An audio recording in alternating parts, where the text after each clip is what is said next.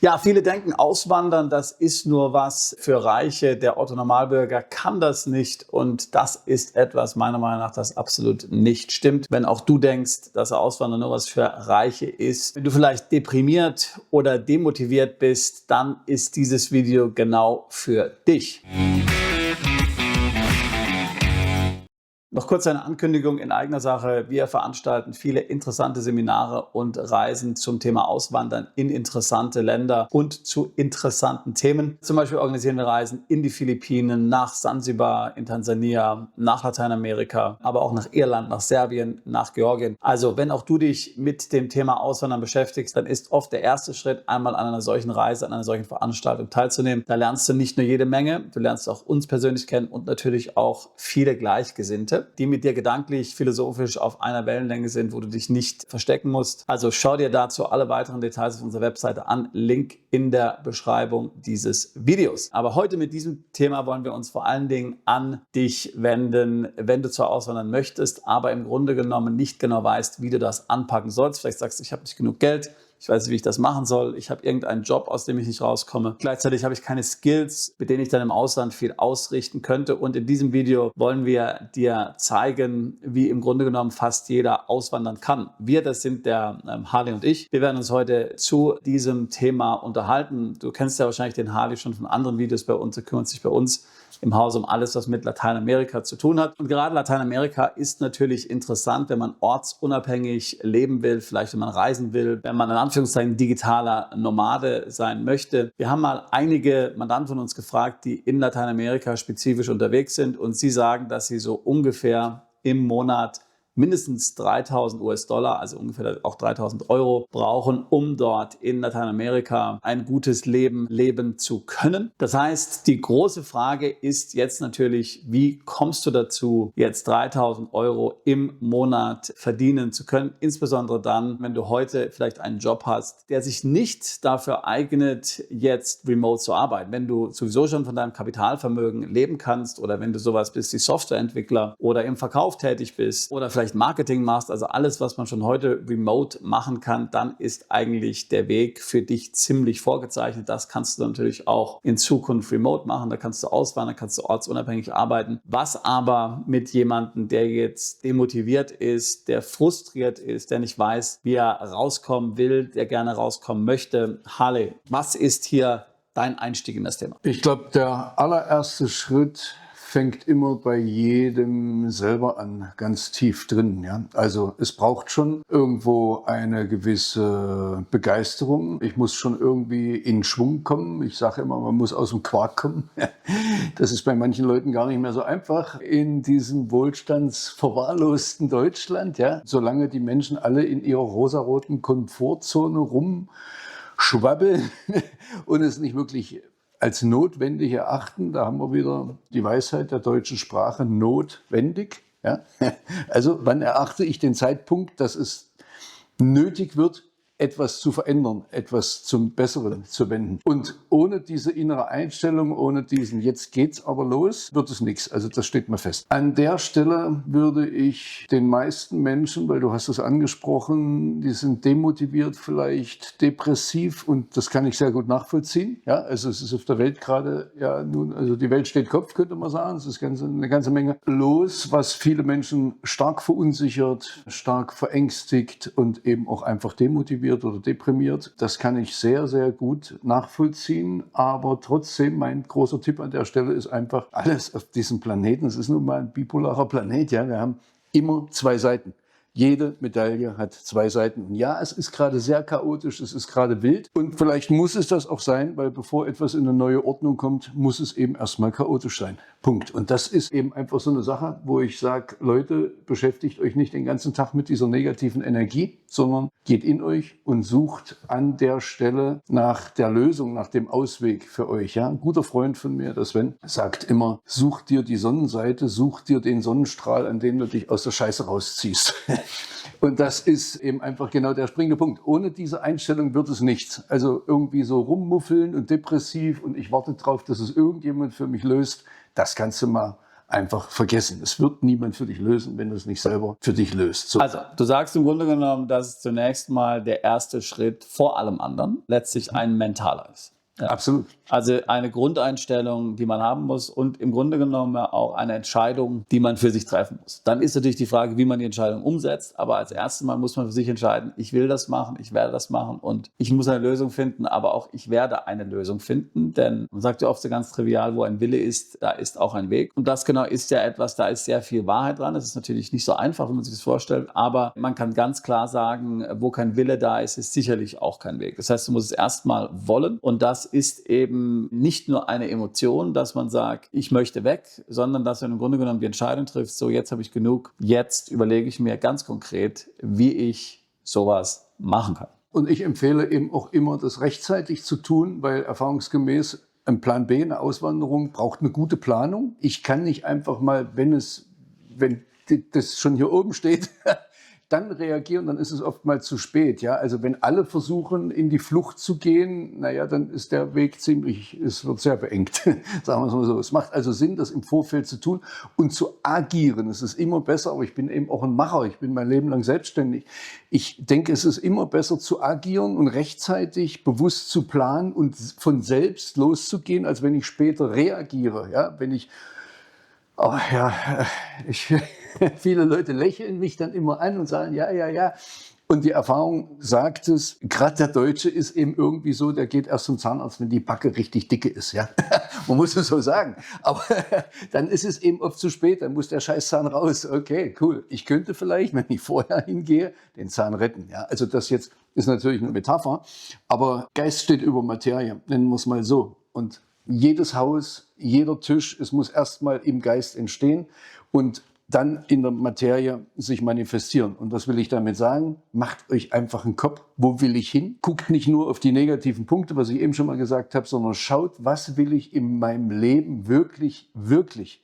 Was ist meine Vision? Wo will ich hin? Wo will ich ankommen? Ja? Will ich hier in Deutschland versauern, mich dumm und dämlich zahlen an Steuern mit digitaler ID und dem ganzen Quatsch, der da kommt? Will ich weiterhin in diesem europäischen digitalen Gefängnis mein Leben verbringen oder ziehe ich eben einfach einen Finger und schaue mal, ob nicht irgendwo ein weißer Sandstrand ist mit türkisblauem Wasser und die Sonne scheint und ich habe ein paar Kokosnüsse und ein paar Bananen. Ich übertreibe jetzt mal ein bisschen, aber wenn das mein Wunsch ist, in die Freiheit zu kommen, muss ich meinen Arsch bewegen, Punkt. Es wird mich da niemand hintragen. Genau, also das ist, glaube ich, sehr weise gesprochen. Also jetzt nehmen wir mal an, dass derjenige, der zuhört, jetzt die Entscheidung getroffen hat. Dann wird ja für viele die erste Frage kommen, wie soll ich das überhaupt machen? Und da muss man jetzt natürlich verschiedene Kategorien von Menschen unterscheiden und auch von Vermögenssituationen, von beruflichen Situationen. Da gibt es natürlich die Glücklichen, die schon vom Kapitalvermögen leben können, die zum Beispiel Kapitalerträge haben, die Mieteinnahmen oder sowas haben, die im Grunde genommen schon heute ortsunabhängig sind und die im Grunde genommen einfach sich in Anführungszeichen abmelden müssen und dann weg können. Also das ist sicherlich am einfachsten. Und wer das Glück hat oder wer vielleicht auch schon Rentner ist, der hat es diesbezüglich sicherlich am einfachsten.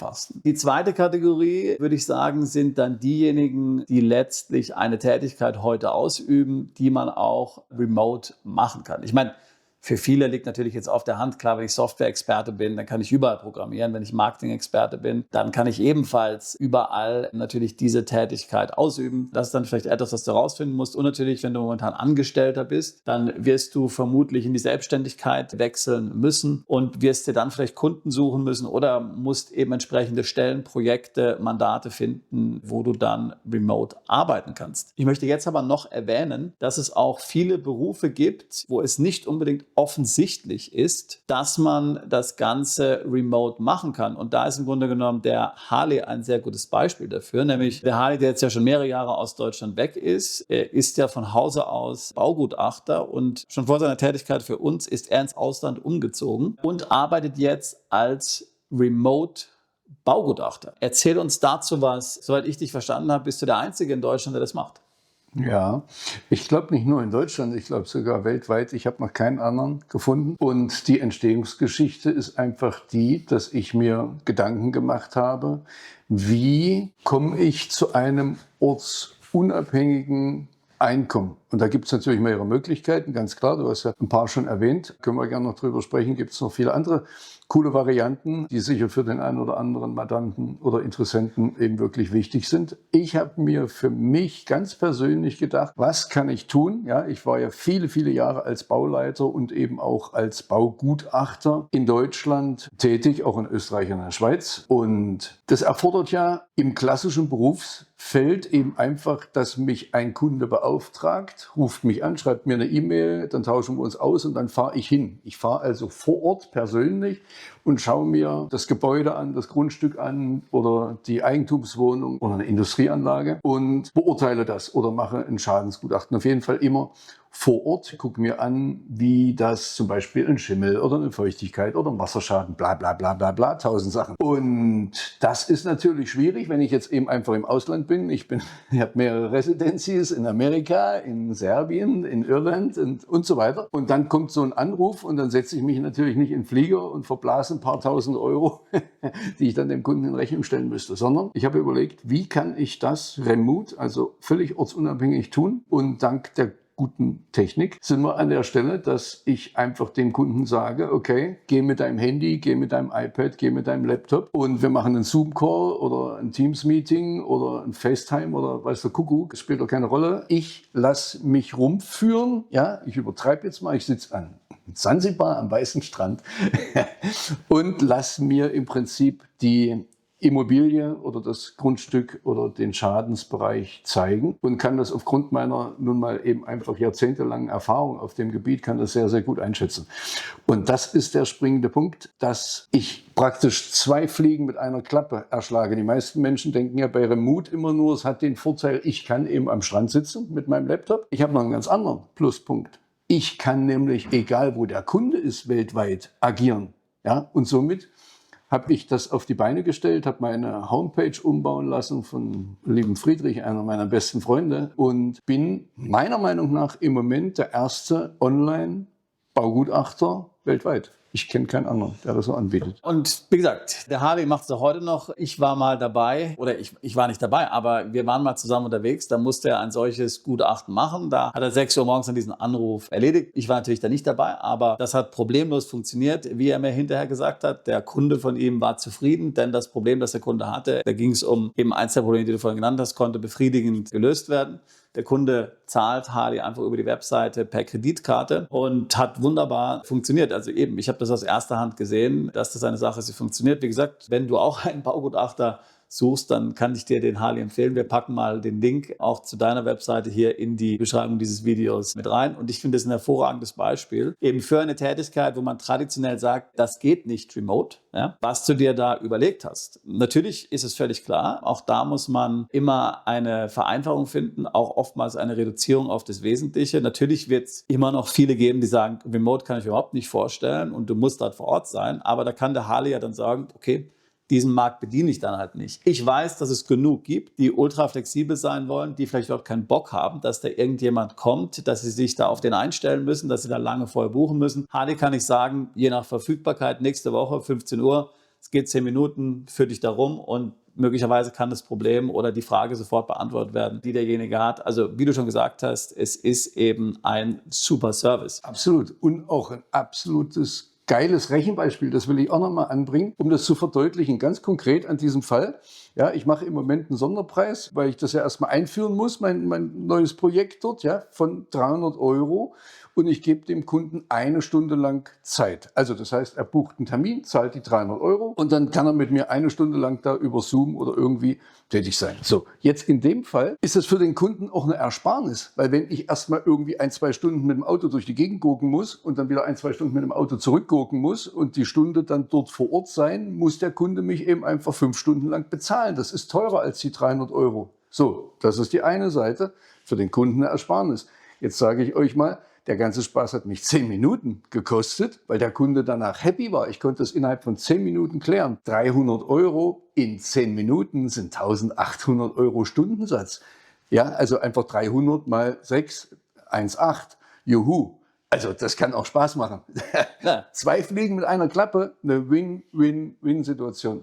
fantastisch.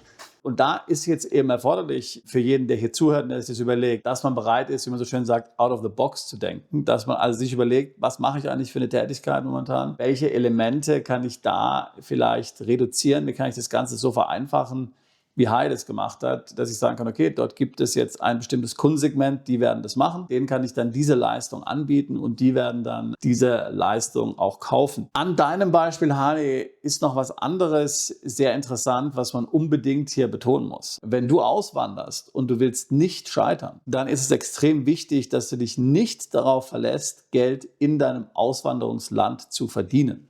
Ja? Dann endest du wie die Leute in Goodbye Deutschland. Ja, nämlich meistens im Tal der Tränen. Weil gerade wenn wir von Ländern reden wie Lateinamerika, wo die Löhne und Gehälter und Dienstleisterkosten extrem gering sind und man natürlich auch auf lokales Know-how, Beziehungen und so weiter angewiesen ist, wie natürlich überall, wirst du in den seltensten Fällen Bestand haben. Und das würde ich mal an deiner Stelle komplett vergessen. Also du musst im Grunde dir überlegen, was sind die Assets und die Skills, die ich habe. Und du wirst feststellen wahrscheinlich, dass einer der wichtigsten Skills und Assets, die du hast, ist die Tatsache, dass du Deutsch sprichst. Dass du den deutschsprachigen Markt kennst, dass du die Kultur kennst, dass du die gleiche Denkweise hast, dass du mit Deutschen, mit Österreich, mit Schweizern kommunizieren kannst. Es gibt extrem viele ausländische Unternehmen, die auf dem deutschen Markt tätig werden wollen, die genau nach solchen Skills suchen. Das heißt, das, was der Harley gemacht hat, das heißt nach wie vor auf dem deutschsprachigen Markt tätig sein, ja, aber eben von Remote, das ist eigentlich die Königsdisziplin. Und natürlich auch, weil die Preise in Deutschland, wenn du das Richtige anbietest, immer noch attraktiv sind. Und deswegen so den frommen, naiven Wunsch zu haben, ich mache da irgendwie eine Pizzeria irgendwo auf oder eine Eisdiele in Amerika oder eine Pizzeria in Thailand. Von der Idee würde ich mich komplett verabschieden. Außer du hast natürlich Leidenschaft und das macht dir Spaß und du hast so viel Geld und Zeit, dass dir egal ist, ob das ein Erfolg wird oder nicht. Aber für die allermeisten sollte das eigentlich nicht in Frage kommen. Wir haben ja vorhin gesprochen, dass es mehrere Kategorien gibt. Die dritte Kategorie von Personen, die sind jetzt für mich die eben tatsächlich keine Möglichkeit haben, den aktuellen Beruf, die aktuelle Tätigkeit so zu verwenden, dass man sie vom Ausland aus gewinnbringend einsetzen kann, dass man dort eben ortsunabhängig arbeiten kann. Also, wenn du zum Beispiel Friseur bist oder so, dann kann ich mir schlecht vorstellen, wie du das machst. Wobei, du wirst lachen,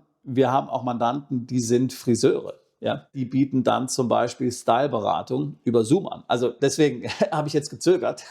Friseure ist sicherlich ein gutes Beispiel. Übrigens, wir haben auch Mandanten, die sind Ärzte. Die machen genau das Gleiche. Also wenn du als Arzt eine Spezialisierung hast, du kannst dir nicht vorstellen, wie viele Deutsche sehr gerne bereit sind, einem Arzt ein Honorar zu bezahlen, komplett privat, dafür nicht in die Klinik tigern müssen, sondern einfach über Zoom, über FaceTime eine ärztliche Beratung durchzuführen mit einem Arzt, egal wo du auf der Welt bist. Ja? Denn eben, es gibt ja sehr viele Deutsche im Ausland und wenn du jetzt zum Beispiel irgendwo in Asien oder in Afrika oder Südamerika unterwegs bist und du möchtest dich von einem deutschen Arzt beraten lassen, dann wird es oftmals dort keinen vor Ort geben. Also auch da wieder, ich sehe gerade für Ärzte ein riesiges Potenzial. Aber jetzt nehmen wir mal an, du hast jetzt einen Beruf, der sich absolut nicht dafür eignet, ihn remote zu machen. Dann wirst du dir etwas aneignen müssen, damit du dann tatsächlich remote arbeiten kannst und eben zu der Situation kommst, wo du zunächst mal als Beispiel Südamerikas die $3.000 verdienen kannst, mit dem Potenzial natürlich dann in Zukunft mehr zu verdienen. Wie kann man das anstellen? Ja? Also zunächst einmal muss man natürlich identifizieren, welche Tätigkeit man ausüben kann. Konkret,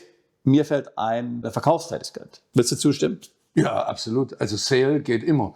Ja, die Menschen müssen von irgendwas leben. Konsum wird immer funktionieren. Klar. Vor allen Dingen eben von sogenannten High-Ticket-Items. Ja? Also von teuren Produkten. Es gibt ja zum Beispiel alle möglichen Kurse und Lehrgänge, die die Anbieter verkaufen müssen. Dort werden regelmäßig Closer gesucht, die dann auch nach Provision bezahlt werden. Da kostet dann so ein Kurs mehrere tausend Euro. Und solche Kurse könntest du zum Beispiel verkaufen. Aber es geht im Grunde mit allem. Es geht mit Software, es geht mit Elektronik, es geht mit Möbeln, mit was auch immer. Also ich würde mir was suchen, wo es um hochpreisige Artikel geht. Und dann kannst du tatsächlich lernen zu verkaufen. Harley hat ja auch sehr viel Erfahrung zum Thema Verkauf. Er hat ja früher sehr erfolgreiche Unternehmen auch selbst betrieben.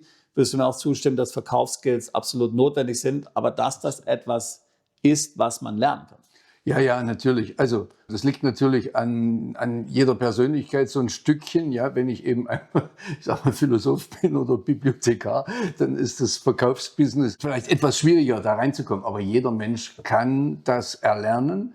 Grundvoraussetzung, wir müssen uns persönlich jeden Tag selber verkaufen. Um erfolgreich zu sein, muss ich mich selber präsentieren können. Ja, Marketing ist das Ein und Alles. Ich muss schauen, wie bin ich gekleidet, wie mache ich mir meine Haare, was trage ich für Schuhe, und das hängt alles damit zusammen, um einfach zu lernen, okay, komme ich in der Welt draußen an, kann ich irgendjemandem irgendwas empfehlen. Und Verkauf immer gut und die hochpreisigen Dinge natürlich auch immer gut. Erstens sind die Provisionen dann höher, ist ja logisch. Zweitens kann es nicht jeder Trottel, muss man auch mal so sagen. Ja. Aber das kann man eben alles lernen. Und zum Dritten ist es so, wenn ich in diesem Premium-Bereich bin, ist die Zielgruppe nicht so sehr abhängig von diesen Schwankungen, wie wir sie jetzt gerade haben. Ja. Also ich sage mal, wir sehen es ja gerade an der deutschen Autoindustrie, da sind viele Fehler passiert. Aber wenn es dem Volk schlecht geht, weltweit, sinkt der Verkauf in diesem Bereich der Normalautos natürlich. Wenn ich Ferraris verkaufe, Lamborghinis, Rolls-Royce oder ähnliches, die Leute, die reich sind, die kaufen das Ding trotzdem. Punkt. Das ist jetzt krass und ich weiß, das wird nicht jedem gefallen, was ich sage. Was ich aber damit ausdrücken will, wenn ich mich in diesem hochpreisigen Bereich befinde, kann ich gutes Geld verdienen und ich bin unabhängiger. Dem stimme ich auch zu. Und jetzt natürlich die entscheidende Frage, wie kommt man dazu? Wie kommt man zum Verkaufen? Und eben das ist etwas, das du lernen kannst. Also ich würde dir raten, und das gilt jetzt nicht nur für Verkaufsskills, das gilt für alle Skills, auch wenn du zum Beispiel KI oder sowas wirklich lernen willst, denn das ist ja ein anderer Bereich. Viele Unternehmen brauchen Unterstützung bei der Implementierung von KI. Mein Tipp an dich wäre, dass du irgendwie versuchst, 10.000 bis 15.000 Euro zu sparen, egal wie. Verkauf deinen Fernseher, verkauf dein Motorrad, verkauf dein Auto.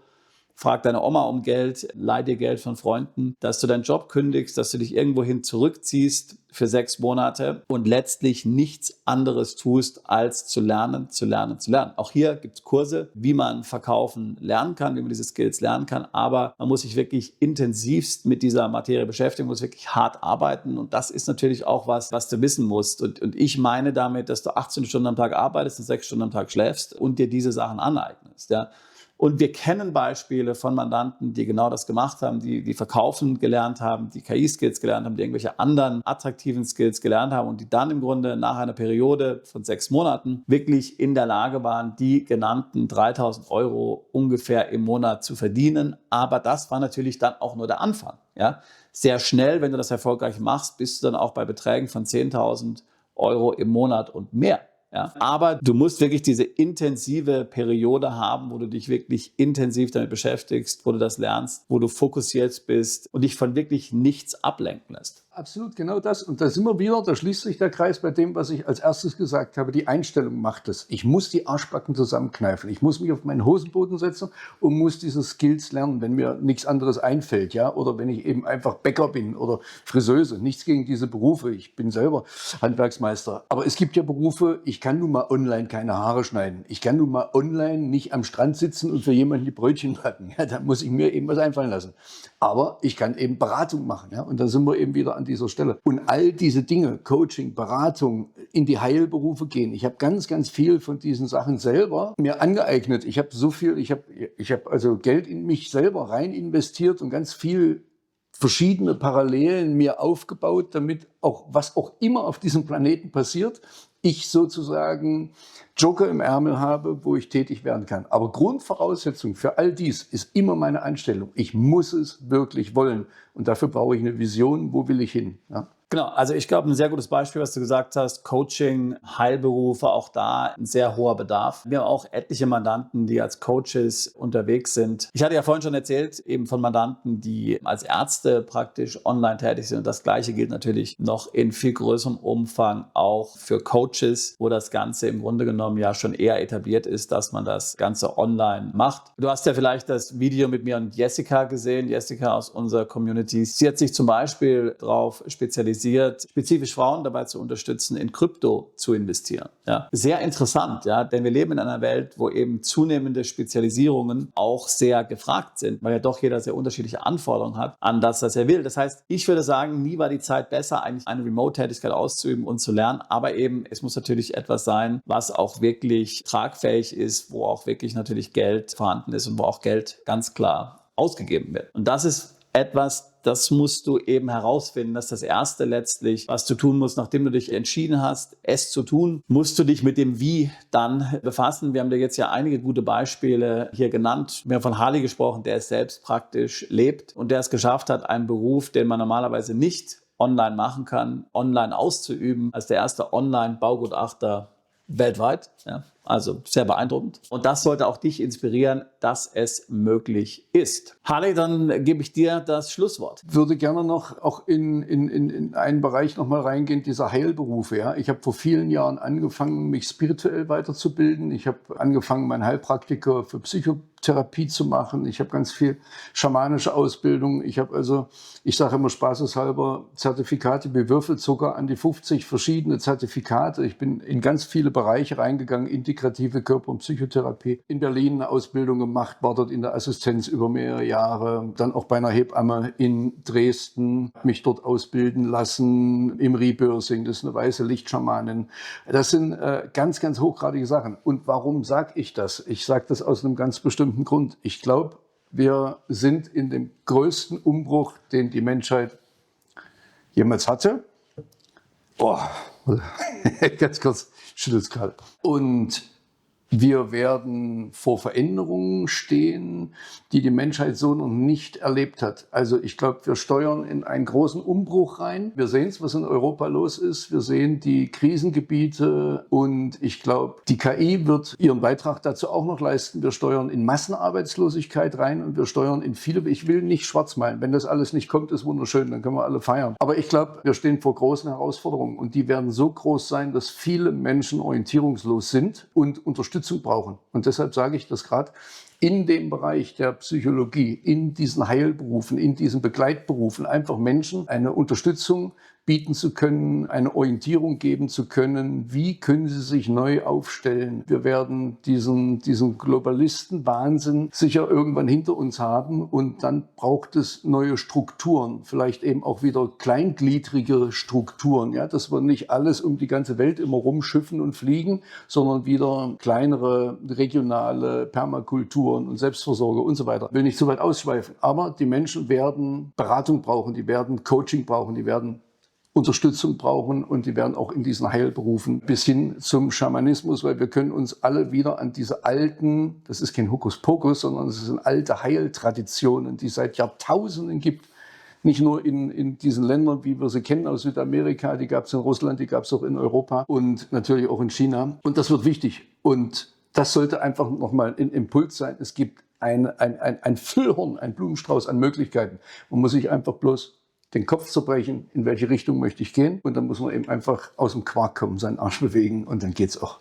Da hast du es gehört, da kann ich mich nur anschließen. Das war jetzt sehr inspirierend von dir, Harley. Wie gesagt, wir sind natürlich hier dabei, wir unterstützen dich. Wenn du Teil unserer Community werden willst, dann abonniere am besten unseren Telegram-Kanal. Link dazu hier auch im Profil. Wir haben eine sehr lebhafte Community. Wir machen sehr viele Veranstaltungen, Reisen, Seminare. Schau dir das Ganze mal an. Harley und ich würden uns freuen, auch dich alsbald in unserer Community willkommen heißen zu können.